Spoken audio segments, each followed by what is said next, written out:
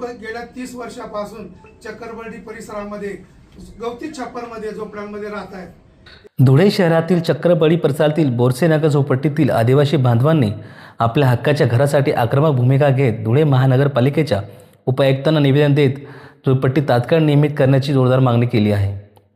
एकलव्य आदिवासी सेवा समिती महाराष्ट्र प्रदेशच्या वतीने सादर करण्यात आलेल्या निवेदनात नमूद करण्यात आले आहे की सिटी सर्वे क्रमांक 510 अ मधील बोरसेनगर झोपडपट्टीत अनेक आदिवासी कुटुंब गेल्या अनेक वर्षांपासून वास्तव्यात असून त्यांची आर्थिक परिस्थिती अत्यंत हलाखीची आहे।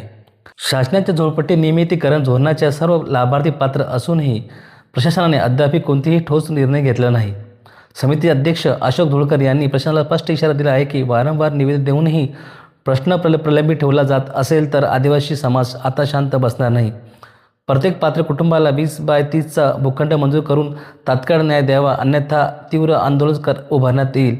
मनपा प्रशासनाने आता केवळ आश्वासन न देता प्रत्यक्ष कारवाई करावी, अन्यथा बोरसेनगर झोपडपट्टीतील नागरिक रस्त्यावर उतरतील असा इशारा यावेळी देण्यात आला।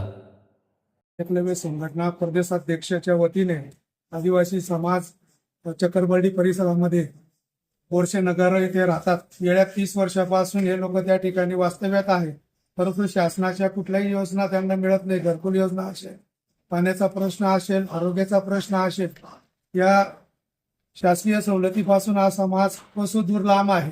आज पिढ्याने पिढ्या या ठिकाणी राहतात, तर या आदिवासी वस्तीचं निमाकूल झालं पाहिजे।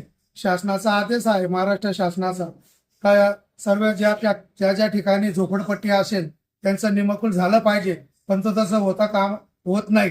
केवळ या ठिकाणी लोकांना आश्वासन देऊन टाळाटाळ केली जाते।